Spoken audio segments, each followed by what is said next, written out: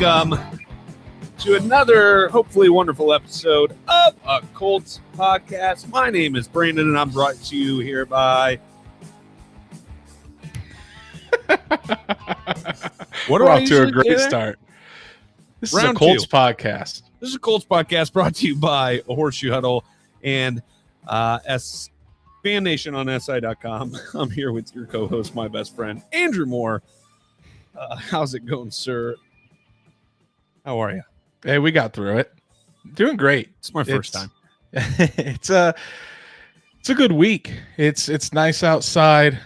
This will be our last episode for a week or so, as not only are we taking a little break, the Colts are taking a break as well. The Colts ended their mandatory minicamp today at a broken down for the summer, and we don't expect to see guys back until training camp at the end of July. So it's the official lull period for the NFL. But how you doing, man? I'm doing all right. Shout out Danny. Hello. Stats Matt. I'll just hide my free ads here. Wearing the shirt I was wearing. Not putting on all my Colts gear like Andrew. I'm not, or like some other, podcasts that cover the team. Anyway, speaking of the lull, Andrew, let's make sure we go follow at a Colts podcast on Twitter, Instagram, and Facebook. Hey, we have a reel now. We made a reel, one reel. One reel. Don't know if we're going to have any more reels. I don't know. It's going to take some bribery. We'll see what happens. But thanks for joining us. Thanks for following us. Make sure to share with your friends and your family so we can ramp up and have as many viewers and friends as possible as we go into the season. Lots of stuff to talk about today, believe it or not. Let's get started. Andrew, the Colts have started their mandatory minicamp. They finished it. Over two. Started and finished, just like that. Let's just start out here. I love the extra soft pads on the outside of the helmets. I've never seen those before. I feel like that's a new thing this year, and I love them. It is now required. I think it's even required in training camp. I don't know if it's required in the games or not. But it's games for preseason. Not for the regular season. But I thought I saw something that in the preseason, some of the position groups have to wear them. Stats Matt, go ahead and look that up just to kind of confirm that. But I think it's the tight ends. It's the offensive linemen, the defensive linemen, and the linebackers. I'm not sure about the cornerbacks. It could be defensive backs as well. But those groups have to wear those soft shells on top of their helmets through minicamp, through training camp. It's just an extra protection for those guys that are hitting all the time, just to not get a concussion early in a period that really doesn't matter. That's not a whole lot of protection for their heads. Honestly, I feel like that's more protection for, the limbs that they might be accidentally spearing. It's another extra layer before it gets to the skull. Yeah, it's just at the end of the day, helmets can only get so good. At the end of the day, if you're going really fast and you stop immediately, your brain moves. You know what I mean? That just happens. There's only so much you can do, but interesting choice. Let's get into the things that matter. Matt Ryan is good at football. Correct. Matt Ryan's real good at football. So far, everything the Colts have wanted. Accuracy has been phenomenal. Timing, his knowledge, what he's bringing to this team from a leadership standpoint, everything we're hearing is, and again, it's the time of year you hear all those good things, but it's not just coming out of the Colts locker room. There are reporters at minicamp feeding us some of this information as well. I might be feeding some information at training camp. Just a little things might be coming here soon. But stats back coming in clutch again. Linemen, tight ends, and linebackers from training camp through game 2 of the preseason will wear those shells. But yeah, Matt Ryan has been everything the Colts have wanted in a quarterback. He's come in being the leader that they've craved and sought after in a quarterback. He's very demanding of the guys. His accuracy is on point. And for a quarterback that's in this Frank Reich offense that's based on timing, based on scheme to get the guys open. Matt Ryan fits into this system perfectly. And again, I think I touched on this last week where Carson Wentz had to, and it's not, one isn't better than the other necessarily, just depending on the scheme that you're in. Mm-hmm. But Carson Wentz was more of a quarterback that had to see the receiver open before he threw it. Matt Ryan doesn't have to see the receiver open before he lets go of the football. He knows where the receiver is going to be. He works with his receivers on the timing and where they're supposed to be at specific times in the play, and he puts the ball right where it needs to go. I've seen multiple videos now from Colts minicamp where Matt Ryan has put the ball in a spot where only his wide receiver can get it, or right over the defender's hand, or right over the defender's head, so that way the Colts receiver can bring it in. And that's exactly what the Colts need. Everything so far has gone to plan, and they've gotten the quarterback that they've so desperately needed. Even I would even consider it an upgrade over where Phillip Rivers was in 2020. Well, and that's where I was going to go to, Andrew, was you're getting a little more Phil Rivers in the knowledge department and the timing department, but I think you're getting a better arm and a more accurate thrower out of Matt Ryan. And, he'll say the F word, as we've established before. So I don't know. It's you get some things out of from Matt Ryan that you got out of Carson Wentz in regards to arm strength. Way better accuracy, but then you get the goods of leadership and brains out of a la Phillip Rivers.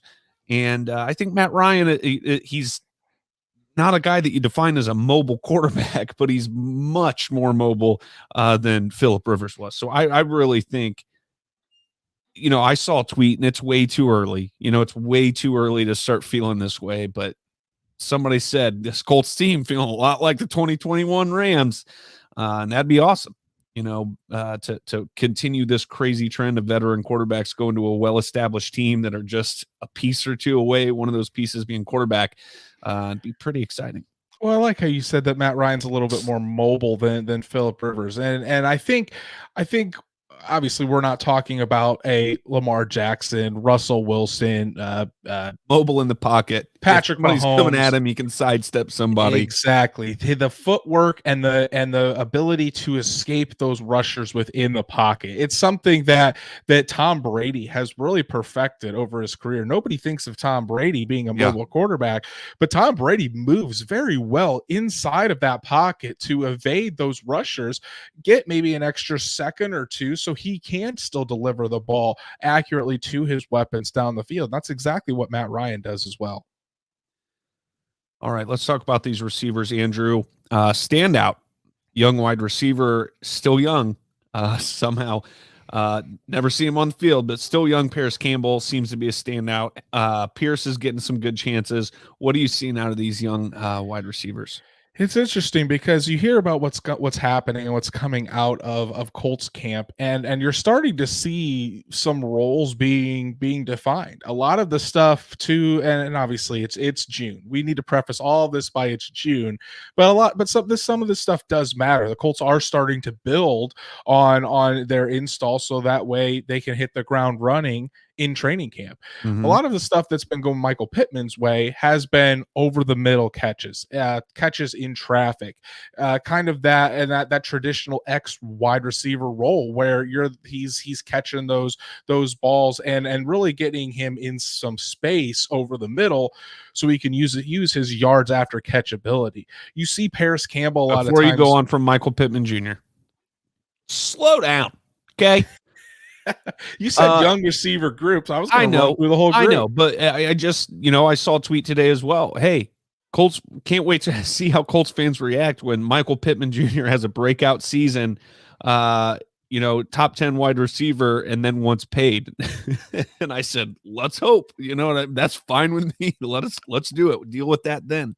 I don't think Chris Ballard would have a problem paying his own wide receiver, especially if he reaches the caliber of a top 10 wide receiver if Michael Pittman Jr. gets there. So I think that would go pretty smooth. Welcome the issue. So, but yeah, Pittman has been Pittman. I mean, he's the number one wide receiver. He's been showing out, making the plays that we expect him to make, and showing that alpha male. Moving on to Paris Campbell, which Chris Burton is talking about. Paris Campbell has shown out. He really has, and we say this every year. Paris Campbell looks good in June. He starts to look good in July. Then an injury happens. So it I feel like a broken record. The talent has never been the issue with Paris Campbell. It's can he stay on the field? And Matt Ryan has really taken a liking to Paris Campbell here early. The Colts have been making it a priority to get Paris Campbell involved early in off-season workouts to really create that chemistry. They still have big plans for Paris Campbell, and they think Campbell can be a vital part of this offense if he can stay healthy. And that's the thing. And if there's any year for him to do it, this is the year, because otherwise he's gone. This is a contract year for Paris Campbell. Right. He's been a guy that I've heard a lot about. Another name, as far as going a little bit farther down on the depth chart, Ashton Dulin. Not Ashton Dulin. Ooh.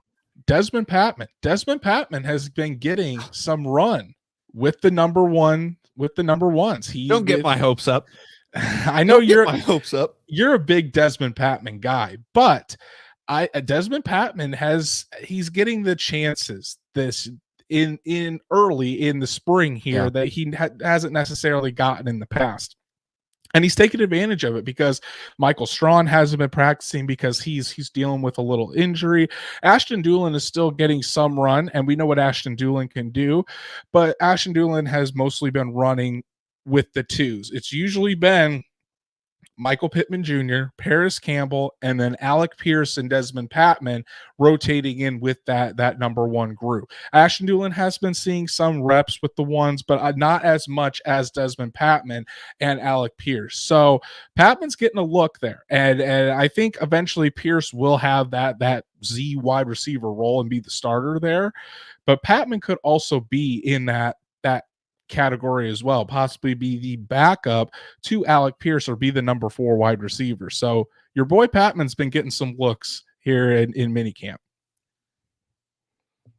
And Andrew, something here in the notes about the offensive line trying to find continuity. What's going on with this 5-star offensive line? Yeah, so it's nothing to worry about, but the reality of the situation is 40% of the offensive line is new. 40% of the starting offensive line, I should say, is new, with Matt Pryor starting at left tackle and Danny Pinter starting at right guard. So it was a good conversation with Quentin Nelson this week, speaking to the media, and I wrote a piece about it as well. He's kind of seeing the group come together.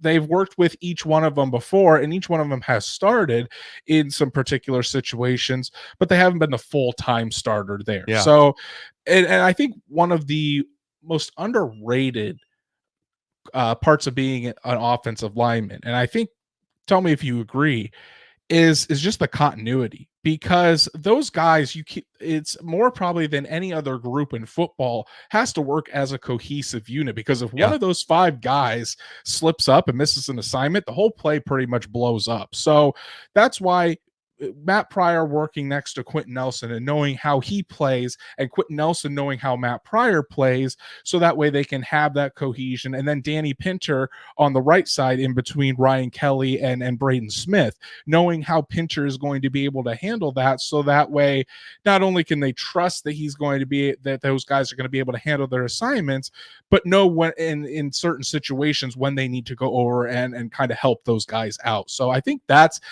mostly what these offensive linemen are using this time for, and they're going to use it their training camp time as well, to really create that continuity, so that way come week 1 they're a cohesive group.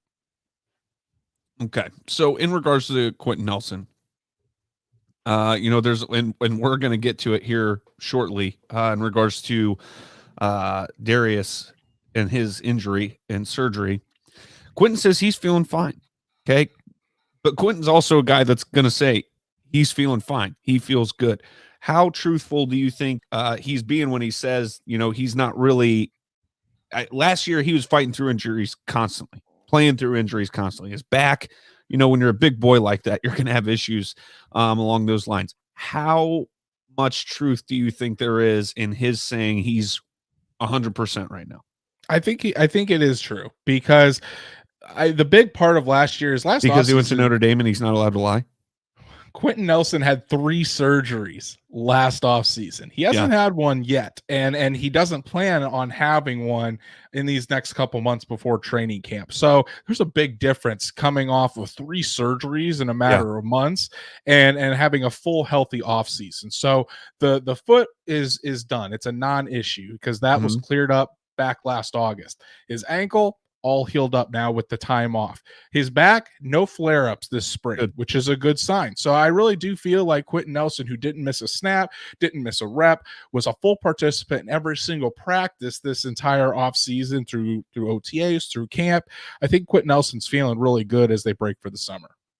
Good. All right. So Gus Bradley loves Kwity Paye. He does. He loves him some Kwity Paye already. That. What's going on in camp with Kwity Paye? Sorry. MINICAMP. So Kwity Paye with it's kind of interesting. So Yannick Ngakoue, he hasn't been present through OTAs. He did show up and was there for minicamp, which is great. But in the offseason, Ngakoue kind of does his own thing. He does his own training down in South Florida, and the Colts were on board with this. They stayed in constant communication with him. There was no problems there. But since Ngakoue wasn't there, and really Ngakoue doesn't need to be there as far as the install of the new defense, because he's basically been with Gus Bradley his entire career. But Kwity Paye hasn't. And with Ngakoue not there, it allows Kwity Paye to play both the Leo spot and get reps there and the big end spot, because at the Leo spot over on the left side, or on the right side, excuse me, that's where Ngakoue is going to mostly play, lined up over the left tackle. The big end spot is going to be where Kwity Paye plays most of the time, over the right tackle. But there are going to be times where Kwity Paye has to go on over to the left side. So Gus Bradley really likes the power rusher in Kwity Paye, how he's a student of the game, how he's a guy that you don't have to tell things to twice. He picks up things very quickly. But that time that Ngakoue has been away, it's allowed Kwity Paye to really get reps at both of those spots. So in case he does need to fill in over on the on the right side, if Ngakoue needs to take a break or Ngakoue goes down with injury, Kwity Paye can move from the big end over to the Leo spot, and it's going to be a seamless transition. So Gus Bradley spoke to the media yesterday and had a lot to say about Kwity Paye, all good things. And I think this is setting up for Kwity Paye to have a really, really nice second season for the Colts. I'm really hopeful for that. Especially like last season, we were talking all this stuff about and yeah, he's a rookie, but we're like, give him time. Well, he didn't have very many sacks in college. Well, it's a different scheme. College is harder to get sacks. And then what was that guy, a senior out of Michigan this year in the draft? 10 sacks, something like that last year. I was like, oh, well, that doesn't look good for our argument for Kwity last year. But I do think he's going to find home a good chunk of times this year, especially in a defense that's going to give him that opportunity. That's the key here is the defense, and especially specifically on the defensive line, it's going to be totally different than it was last year with Matt Eberflus. Matt Eberflus wanted his defensive line and his defensive linemen to do more read react, where they would read to see if it was a run or a pass and then go get the quarterback. In Gus Bradley's system, in Nate Ollie, who's the defensive line coach now for the Colts, it's all about the attacking front. They want these guys pinning their ears back. They're going to have Ngakoue and Paye out in a wide 9 stance outside of the tackles rather than inside, and they're going to want them to go out and get the quarterback. They put Ngakoue over in that Leo spot, which is for the faster, explosive defensive ends, more of the, I wouldn't say finesse, but just more of the speed rusher.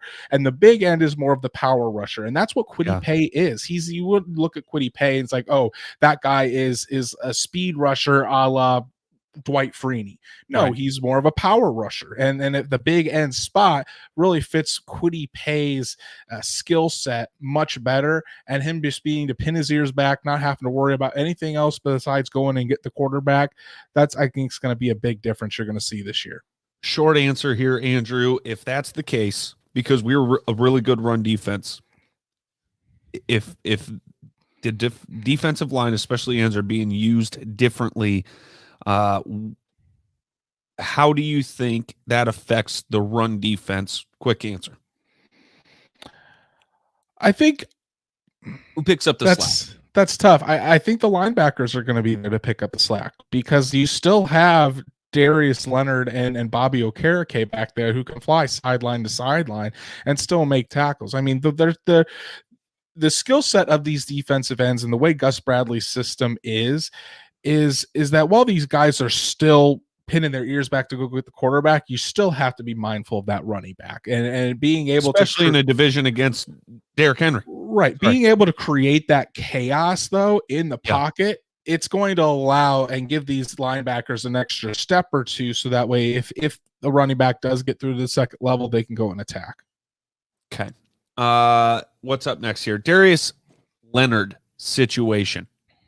Why does this button in YouTube exist if it doesn't want to work? Anyway. Production issues. First time trying something, doesn't work. Classic. Anyway, Darius Leonard missed minicamp due to back issues. Let's talk facts real quick, and then we'll start chatting about how we feel about it. Procedure needed for back. Ankle is fine, and second procedure not needed.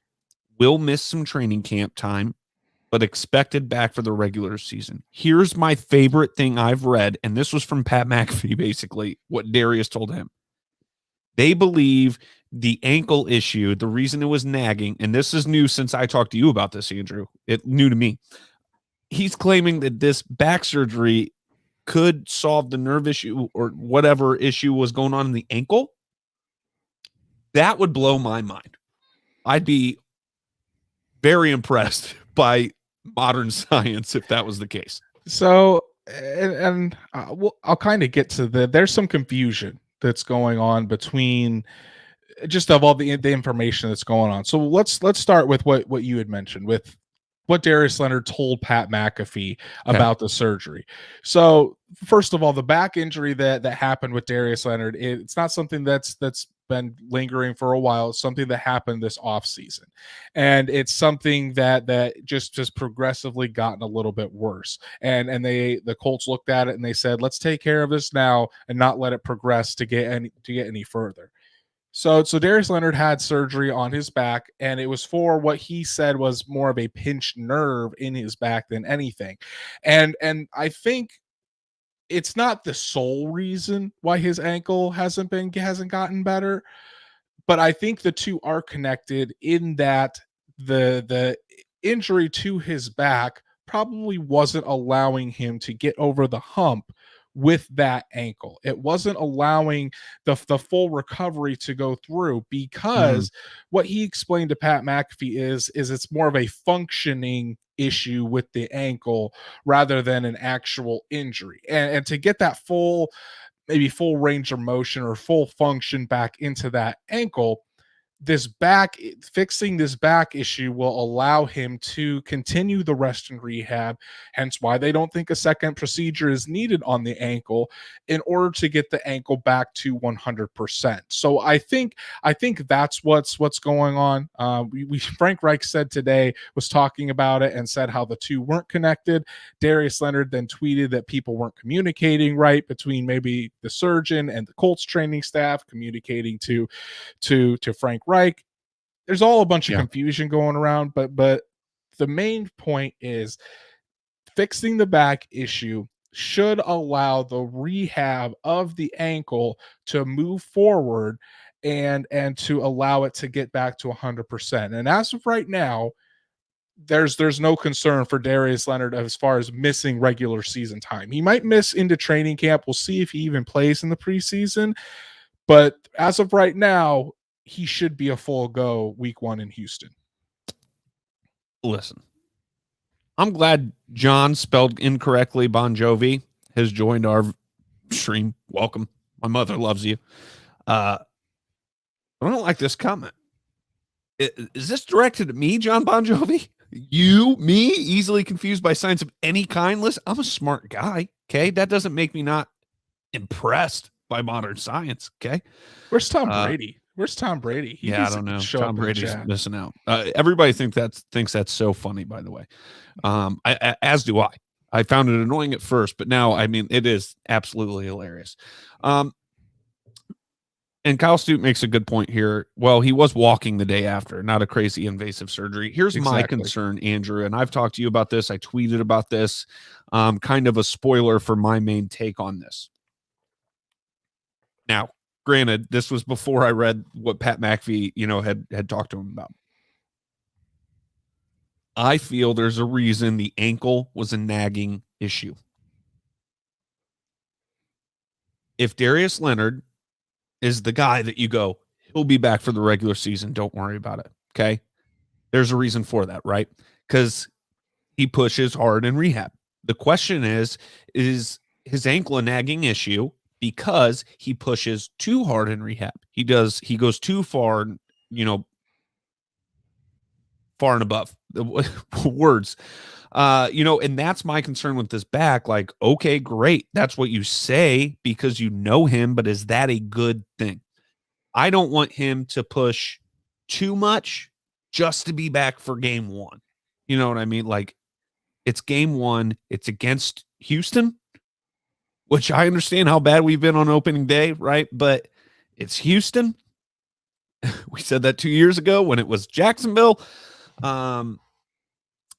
This is purely speculation, thought-provoking conversation. Is it too much pushing? See, I don't think. I think maybe it could have been with the ankle originally. I think in this case, as far as his back is concerned, I don't think so.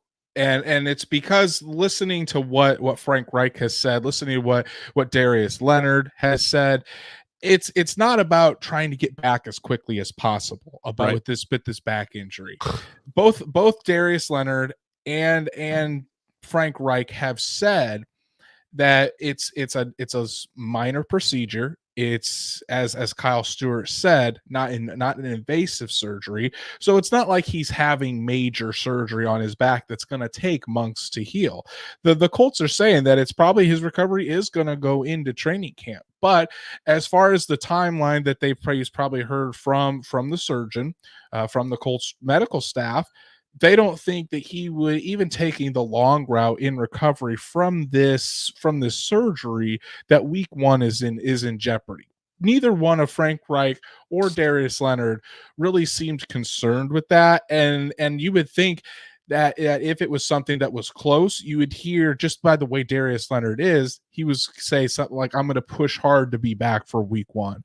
Or Frank Reich would kind of lean into it and say, we hope he's there for week one, but they're not going to because whenever someone's in jeopardy, you can tell. Frank Reich always says, I'm not going to put a timeline on it.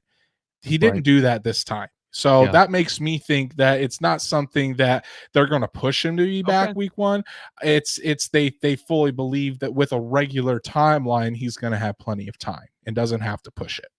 Yeah, I do. And I am glad that we were given that timeline at least. So let's move it along here. Andrew, corners making noise. Stephon Gilmore, interception. Did he intercept Matty Ice? Was it against Matty Ice? He did have an interception on Matty Ice. It was a tipped ball interception. He made an acrobatic one-handed grab. So former defensive player of the year coming out strong and showing that he's still got it. Hey, by the way, before we continue on cornerbacks, how about Big Dick Nick wearing a Colts jersey, huh? I love those pictures. Wearing the 9.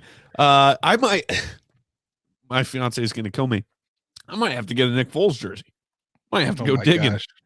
If they don't have one, even better. Custom made jersey, number 9, Big Dick Nick. Really going to enjoy that. All right, move it along. Are we in other news? Yep.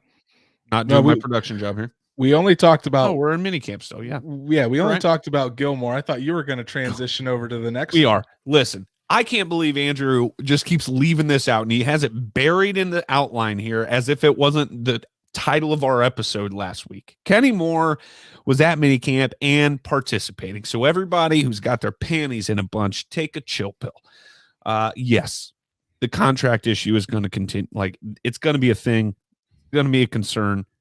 It's going to get resolved one way or another. Okay. I assume maybe he waits one more year, he gets paid. Even if it's not his best year, he's going to get paid because this team believes in Kenny Moore. And I don't see him having a rough year. However, I do think he's going to get the money he's deserved. Any updates on that situation? So as of right now, it's still kind of at a stalemate. Really, the only difference is Moore got his physical and he participated in one day of minicamp. The last 2 days he was held out for precautionary reasons, tweaked a little something. They didn't really go into it. Kenny Moore didn't really go into it. Sounds a little close to a hold-in. We'll see about that. But as he spoke with the media yesterday, Kenny Moore was not in a good mood. He got a lot of contract questions. Didn't want to really dive into it, saying letting his agent handle it. But as of, I still think that it's heading towards he will be there and participate in training camp, because training camps where the fines really ramp up. I think it's up to $50,000 a day that you can be fined for missing each day of training camp. As of right now, the Colts still do not have any plans of restructuring or giving Kenny Moore a new deal. They believed it was fair when he signed it, and the Colts don't want to set the precedent of restructuring deals with 2 years left on the contract, and that's it. So we'll see how it plays out over the summer. At this point, I wouldn't expect the Colts to give him a new deal. I would expect him to stay with this deal at least through this year. Maybe next spring they take a look at it. We'll see how Kenny Moore responds to that. But as of right now, I don't see the Colts giving him a new deal. I don't see it either. And I don't see him sitting out because of it. I don't see him holding out. So, Isaiah Rodgers continuing to make plays. Love that guy. Isaiah Rodgers has been getting a lot of praise from the coaches about what his work this spring. It seems like he's been making plays every single practice. Frank Reich talked about how they see Isaiah Rodgers as a cover guy, and he's been doing a great job, whether it is batting balls down, whether it's using his elite speed to catch back up to wide receivers and cover those mistakes. Isaiah Rodgers has really done a good job here this spring, and he's going to try to carry that into the summer stretch when training camp starts. But as of right now, I would give the edge to Isaiah Rodgers as that other starting cornerback over Brandon Faison. Love that. Anything else on the minicamp that you would like to point out? I think the Colts are happy with the work that they got in this spring. They definitely upped it from last year. And I think Chris Ballard and Frank Reich both think that a reason they got off to such a slow start was because they didn't get in enough work in the spring. They ramped it up. They did a lot of good install. They're happy with the progress that they've seen with all their units. And I think the Colts are going to enjoy this break, but I would expect training camp to be very, I wouldn't say, I mean, training camp is always tough, but I think you're going to see a different focus in training camp so this Colts team can be ready week one. Congratulations to Chris Burton being a new season ticket holder. We appreciate you. That's great. What? Hold on. Let me read the rest of that. We're going to lose to the Vikings?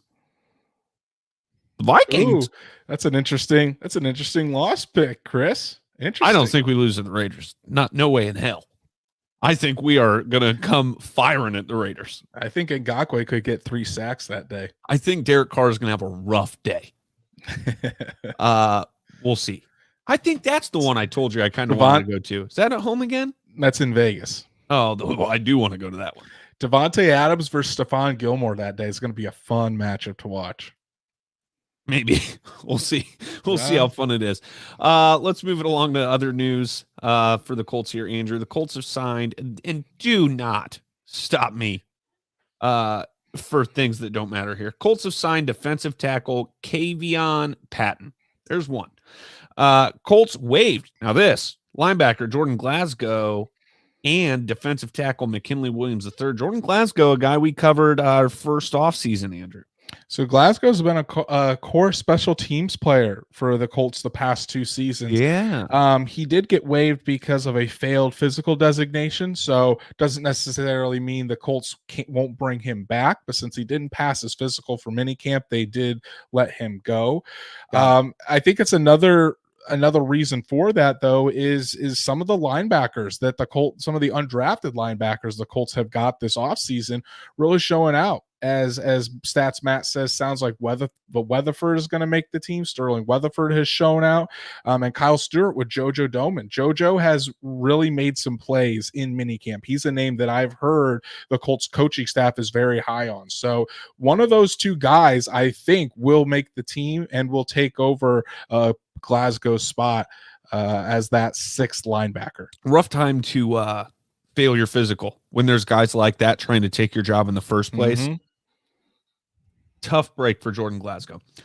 Colts to promote Matt Turpinning to director of college scouting. No surprise there. We talked about how these moves were going to, the dominoes were going to fall. Congrats to Matt Turpinning. Yes, with Morocco Brown's promotion to chief personnel executive, Matt Turpinning was the assistant director of college scouting, gets Morocco Brown's old role. Which then results in the Colts promoting Jamie Moore to assistant director of college scouting. Yep. Jamie Moore's been an area scout for quite a while, so I know the Colts are really high on him. He does some really good work. So I mean, congrats to Jamie Moore. He's one of the top scouts for the Colts. All right. Yeah, I recognize this guy. Jamie Moore. There he is. All right. News around the league, Andrew, before we get into the fun stuff. So, the Rams and defensive tackle Aaron Donald reworked his contract to 3 years, $95 million, the highest paid non-quarterback in NFL history.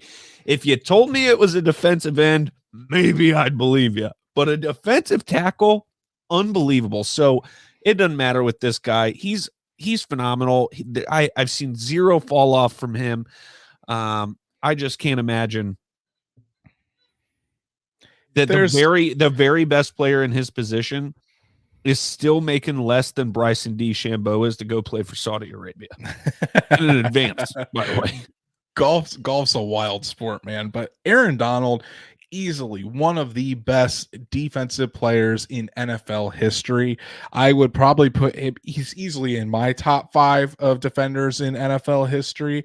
If there was anybody to get the highest paid non-quarterback contract in NFL history, it's no surprise that it's Aaron Donald. He honestly deserves every penny of it, and I have no problems paying that man $95 million over 3 years. I just want to remind the people that think football players make too much money that the NFL brings in a lot of money.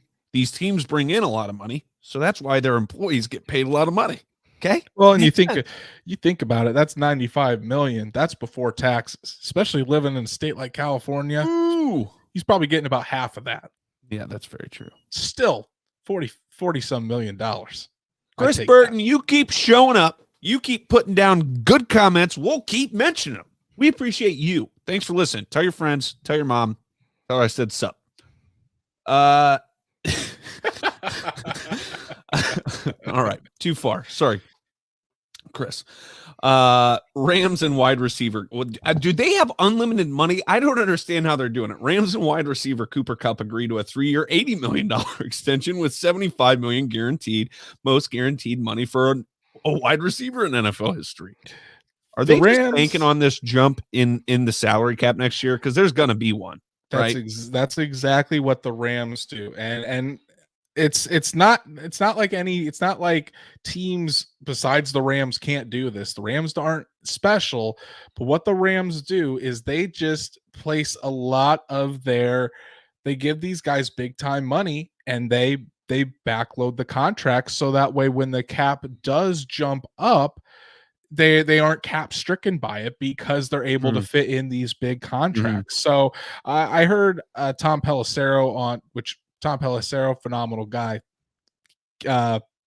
he gave a very good breakdown of this on Good Morning Football. I think it was either yesterday or this morning, but that's why when people say the cap isn't real or whatever, the cap is real. There's just different ways that you can manipulate the cap. Chris, I apologize. Simple joke. I'm sure she's a very nice lady, and I respect her and you. The Broncos have entered a sale agreement with the Walton Penner Family Ownership Group for $4.65 billion. The sides announced Tuesday night, which is the largest, most expensive sale of a professional team ever. And I believe that gentleman in America. In America. My apologies, in America. But that is the Walmart family, correct? Yes. So Rob Walton is the heir to the Walmart family fortune. He is I guess the main guy or the prominent person, the head of this group in the bid for the Broncos. But yeah, so the Panthers sold for 2.2, it's either 2.23, 2.65, somewhere in that area, $1 billion just a few years ago.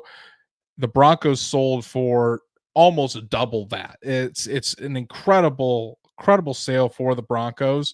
And there's been reports that they would like to bring Peyton Manning on board as either an advisory role or some type of role within the organization. So we'll see what happens there. A lot of teams want to bring Peyton Manning on board, and none have succeeded. So Broncos are a little bit different, though. He lives in Denver. He's got a great relationship with the Broncos. True. Okay, we'll see. All right. Now for the real meat of the episode, Andrew. We're going to do, so last year we did a football draft of Disney characters. Disney animated characters. Today we're going to do an MCU draft, Marvel characters. Although I did use mostly comic photos just because I think they're cooler. But we're going to draft we're each going to draft a quarterback, a running back, a wide receiver, an offensive lineman, a defensive lineman, a linebacker, and a defensive back. Andrew set up the coin flip to make me go first because I accused him of lying on all the other coin flips. Listen, on the coin flips, I simply ask Siri, heads or tails. He says, Siri, please say tails, because I always pick heads. Absolutely. And she says tails. Yeah. So this time I called him out, and suddenly I get first pick. So, of course, let's hear some of your picks too in the comments. Who you'd be drafting at some of these positions. We did not go in order of position. We went in order of just like any other draft. So, but I did start out with the quarterback, Steve Rogers, aka Captain America. Okay, football field's only 100 yards long, right? So I don't need, Thanos throwing a football. Doesn't need to happen. Captain America's a natural leader. Lays his life down on the grenade for the team. You know what I'm saying? And the clear and obvious first choice in the entire MCU as quarterback. Can't beat that pick right there. The consensus number one overall pick in the MCU draft. Joe Burrow. Steve Rogers. Andrew Luck. Peyton Manning. I mean, get out of town. It's a great pick. If I would have gotten the number one overall pick, I would have picked Captain America as well. Couldn't have blamed you. Andrew, your number 2 pick. So number 2 pick, it seems like this position group has been getting more and more valuable, especially this offseason. So I went with a guy that's got sticky hands, you would say. Spider-Man at wide receiver. Ooh, the sticky hands. And I picked your favorite moment, Spider-Man moment, Andrew, for the picture here. Hey, everyone. Hey, everyone. Fantastic picture. But yeah, Spider-Man, he's very agile. He's got speed. He can catch everything, and he's an absolute weapon down the field. So I got Spider-Man as my wideout. Great pick. I didn't even think about the sticky hands. All I could think about was him slinging some webs on the, overthrown balls and stuff like that. So yeah, great call on Spider-Man. That was a really good pick. And a lot of people's favorite Marvel character. So I went running back next because my first thought was, fastest man alive in the Marvel universe, right? Quicksilver. Obvious reasons, running back, the MCU's version of the Flash, common sense. easy pick in the running back position. Andrew, who was your number 3 pick? Oh, listen, Tom Brady's on my side. Hey, everyone. All right, you cover the comments for me while I'm playing with pictures, okay? Tom Brady says, "Hey, everyone." I love it. So yeah, Quicksilver, good pick. You picked definitely the speed back category rather than a bruisers. But I mean, might as well pick one of the fastest guys, if not the fastest guy in the MCU in Quicksilver. My 4th pick, I went with a defensive captain, a guy that is not only one of the smartest in the MCU, a guy that can manipulate the defense and manipulate what offenses see. Dr. Strange. Ooh. At linebacker. So you might have Steve Rogers back there surveying a defense, but I have Dr. Strange, who is going to make it look like there's not 11 defenders on the field. He's going to make it look like there are 1,000,000 defenders on the field, or 1,000,000 guys bearing down on Steve Rogers. Steve Rogers won't know where to go. Dr. Strange, the perfect guy directing my defense. See, I was going to pick him in offensive line, especially based on this last movie with like a shield spell, because he could just, hold off at least long enough. He could hold anybody off at least long enough for the quarterback to do something. And I thought that was a unique use of him. Your use of confusing the offense was brilliant as well. I like that. Let's see here. My next pick 5. I went with defensive lineman. Did I put linebacker first? You made him your linebacker, and then I fixed it. I fixed it. And you thought I'd pick him for offensive line, but I said, hey, man, Hulk don't protect. Hulk smash. Okay, defensive lineman, the big mean green Hulk. Good pick. Your own version of Aaron Donald there on the defensive line, and Matt agrees. Hulk for the defensive line. So stats Matt on that one. Me with the 6th pick here. I decided to go defensive line as well. I didn't go with the interior defensive lineman. I went with a guy that has more athleticism on the outside. And I went with Thor, the god of thunder, for my defensive lineman. So a guy that could bring down the hammer on the offensive lineman. He's got the athleticism to not only get the bend on the outside, but also do a quick rip on the inside. And you're not going to be able to get him or be able to do anything once Thor gets past that offensive line. So I'm expecting a good 15 to 20 sacks a season from Thor, the god of thunder. 15 to 20 sacks a season. That hammer. I mean, when in doubt, let Mjolnir run. I went with my next pick. Defensive back. Got to have a guy that's agile. Got to have a guy that's quick. Maybe some really long arms if he wants to. Mr. Fantastic. The stretchiest of them all. Hilarious pick for defensive back. I mean, just absolutely priceless. I love this pick. Just to toot my own horn. This one caught me off guard a little bit. I thought you would choose somebody else, but hey, you got the smartest, quote unquote, smartest man alive. So he's got great play recognition and those long arms. He can get his hand on any ball. So that's an interesting one. I rounded out my defense with the number 8 pick. Your defensive back is usually your last line of defense. And if we've seen over multiple instances in the MCU, including in Avengers Endgame, Iron Man as my defensive back. The last line of defense can cover the entire field. He's a guy that when times get tough, when the ball's thrown up with that last Hail Mary, who's going to save you? I am Iron Man. A precision missile. Absolutely. Listen, missed opportunity for me not to have the music up and ready for Iron Man. That's on me. I blame me for that, but that's okay. See, Matt says Falcon as defensive back. We'll get there. Not bad. Flying is a good one. But man, who knows? Hey, Iron Man can fly. Iron Man can fly. Thank you, Andrew, for that point. I just kind of went, opposite of my defensive lineman here, and this is where we introduced a couple villains. I went with the Abomination on offensive line. Bigger than Hulk, technically stronger than Hulk, and one of Hulk's arch enemies. Don't have to have them fight in my situation here, so it seems like a win for me. Abomination, offensive lineman. Those practices on Brandon's practice field, Iron sharpens iron. The Abomination versus Hulk, those guys are going to get after it. See, I went with the Mad Titan himself as my offensive line. We both went with villains on the offensive line. Thanos is my offensive line. Hilarious. We both went with villains on the offensive line to protect the good guy. We need your offensive lineman needs to have mean, nasty traits, just like the Abomination and Thanos. But I think my offensive lineman tops yours as Thanos, the Mad Titan. Love it. Up next for me, I went linebacker finally. You think a big, hard-hitting guy, right? Mm-hmm. Mean son of a bitch. Absolutely. Well, I picked one, except she's not big. She's not a guy, but she is one of the strongest mother effers in the MCU. Captain Marvel, home run of a pick at linebacker. I mean, one of the hardest hitting characters in the entire show. I mean, she was beating the piss out of Thanos in Endgame for good 1v1. 1v1. The only way he won that little fight was he remembered, Power Stone.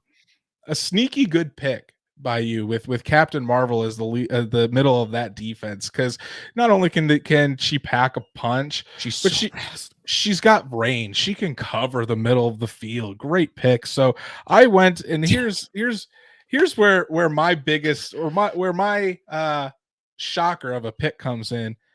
Did not pick quarterback here.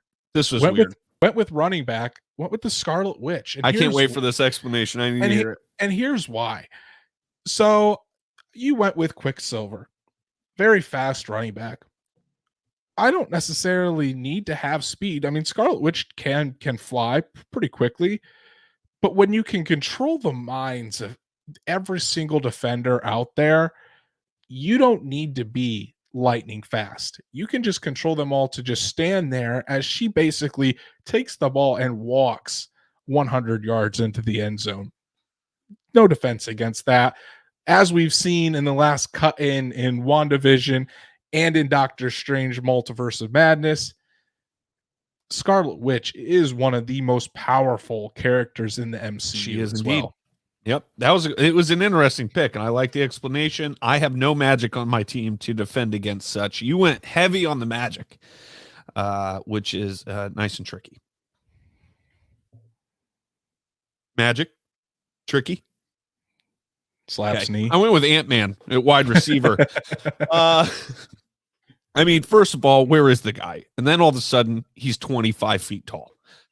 So can be giant, can be tiny, can't see him. Very fast, can fly around on insects, and then just poof, giant anytime he wants. So I thought it was a fun pick, and I love Paul Rudd. So, you gotta love Paul Rudd. It was a very interesting pick.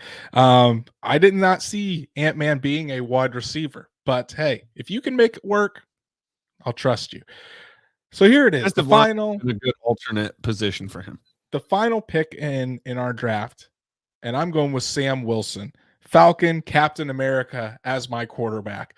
Now, here's a guy that he started out wasn't a highly recruited Avenger, a guy that was just kind of brought on as a sidekick. Kind of just found his way in there. But the thing about Sam Wilson is that the guy is a workaholic. He just works, and he found his leadership skills over time, and he has become the leader of the Avengers. So you take a guy like that, a guy that the team can rally around. He's pretty damn good at throwing the football as well. So Sam Wilson is going to be the quarterback. The last pick of the round, just like how Lamar Jackson was the last pick, it turned into an MVP. Sam Wilson's going to turn into my MVP at quarterback. All right, let's see some comments. Who wins in a football game between those two teams? I think that's one hell of a football game. I really enjoy the idea of that. I'm looking at my defense, though, Andrew, and I don't know who's keeping the Scarlet Witch from messing their mind up. I mean, Mr. Fantastic literally died. Spoiler alert! If you haven't seen it, that's on you. He died in the last movie. Nobody watches this that's watching for the MCU. So, Winter Soldier would be good too. Metal Arm. Winter Soldier. But yeah, I think my team's got the edge. I don't think you can penetrate Thanos. I've got magic at both linebacker and running back. My last line of defense is Iron Man. Sam Wilson throwing TDs to Peter Parker. See, here's your problem. Here's your one problem, and I think this is an issue for your offense. Although he is Captain America now, he is not a super soldier. He does not have any. I guess he could use the momentum of his wings to throw the football, maybe, but just doesn't have the arm strength I think that you need against a bunch of superheroes. He doesn't have the arm strength, but he's got the mobility factor. I mean, he's got the wings. He's got the agility. Sure. Steve Rogers does not have the agility and the speed of the Falcon when he's on foot. But this is the MCU. You can't win everything on foot. All right. Well, let us know what you guys think in the comments. Who won? Hey, don't forget, I haven't hounded on this in a while, but go leave a review on Apple Podcasts if you listen there. Leave a review wherever you listen. If you're on YouTube right now or watching on YouTube later, I do like Hawkeye's quarterback, Matt.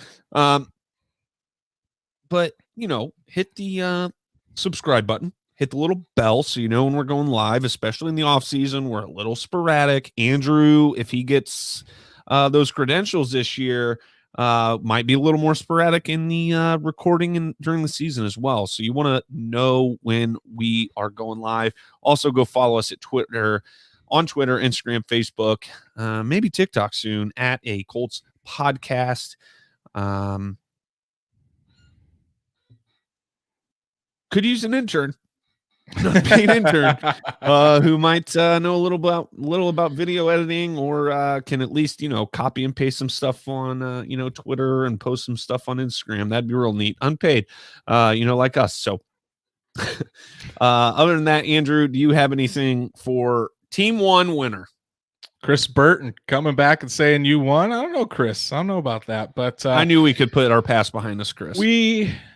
We now here comes the lull of the off season, so we'll try to get some guests on throughout the summer months. Maybe if we get our followers up to over 1,000 on our accounts. Can we please get over 1,000 on a platform? Maybe specifically this one. Maybe we'll listen. I just saw a new Colts podcast. Granted, there's some guys with a strong following. On individually, they maybe it was just a name change of a podcast, but they're already over 2K on Twitter, and I just can't believe it. How's that happen? What's going on here, guys?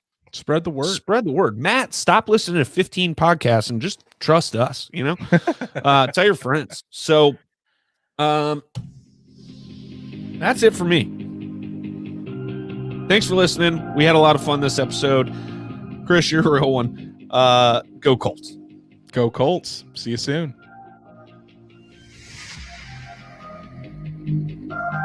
Let this moment become a cherished memory. And then remember, a legacy is only worthwhile when there is a future to fuel. God bless you, and God bless football.